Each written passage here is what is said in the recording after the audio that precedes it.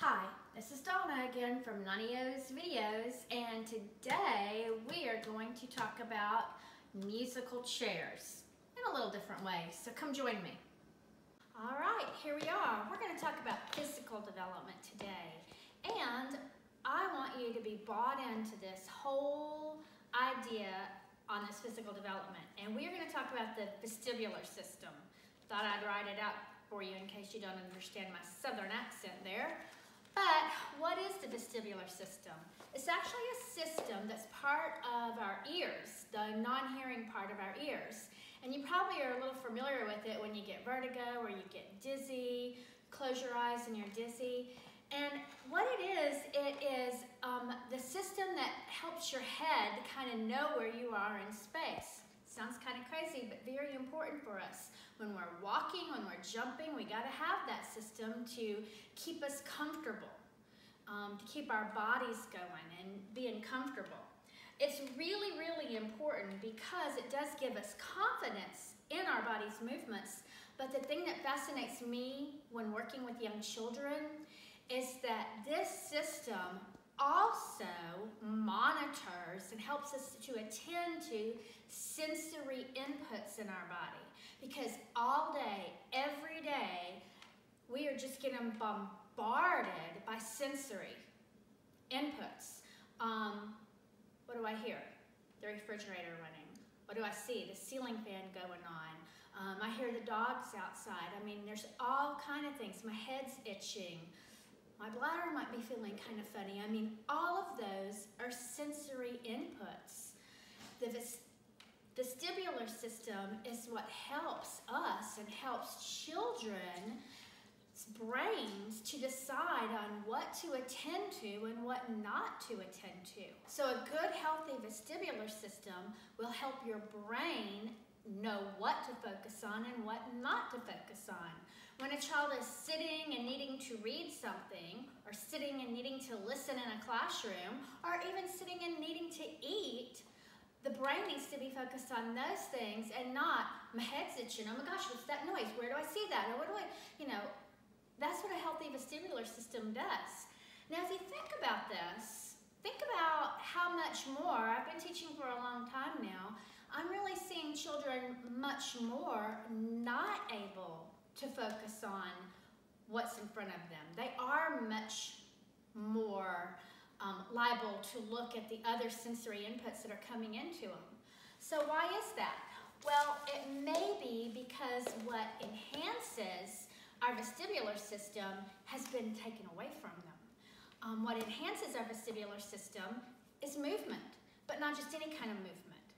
Movement that involves the head, the whole body, movement that is a swinging movement, a rotating movement, jumping on a trampoline movement, using the whole body type of movement, and that's been taken away. Do you know that I've even been in a playground where the insurance company has come and put a yellow ribbon around the swings and said they're unsafe?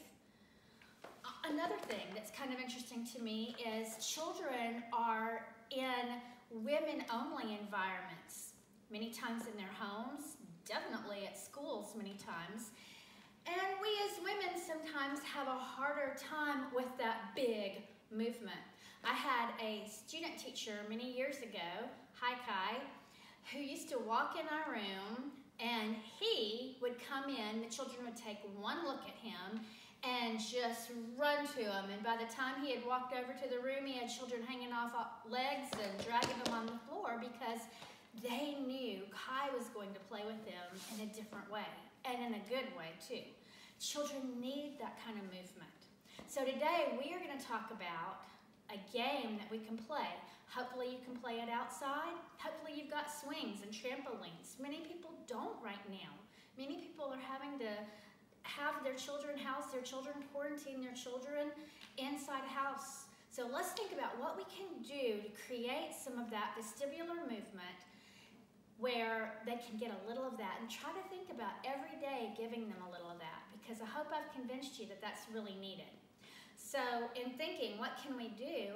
I thought about musical chairs. Now you got to think about musical chairs a little differently than maybe what you and I know musical chairs are, is lining up chairs and taking one chair away. Depending on your age of your children, you probably don't want to take the chair away because that is just going to create chaos, problems. A lot of times if you take the chair away, you can let the children handle the music, but then again, that creates chaos and problems, and it's just too much. So in this musical chairs, no taking the chairs away, because our goal for the musical chairs is not who is standing. Our goal is the movement around the chairs. Maybe you don't even want to have chairs. If you don't have small chairs, bigger chairs could cause a big problem. Pillows can be a big problem because can't you just see them tripping and falling and the pillows going flying everywhere? Why not just put some tape on the floor? Let them sit on the floor in the musical chairs, because again, your goal is not necessarily who's winning, who's ending up with the chair. Your goal is how they're going to move around the chairs. All right?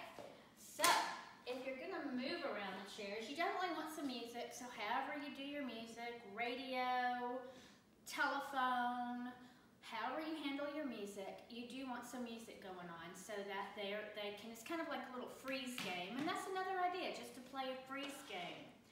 But as you're doing it, you're going to want to think of ways for the children to move. So as they're moving around, you'll want to say, move like a elephant. So the reason why an elephant is a good idea is because you want your child to, again, that vestibular movement needs to be something that's whole body, involves the head, and goes side to side. All right? This is some vestibular movement right here. It's just got enhanced. Something else, a ballerina. When you're doing the ballerina, you want them to turn. Turning and rotating is also vestibular movement. Skating, skating can be vestibular movement. So as you're doing musical chairs, you're going to have them go around to the music as skaters. Everybody's skating, turning, doing their thing until the music stops and they sit. Then maybe either a fish or a mermaid.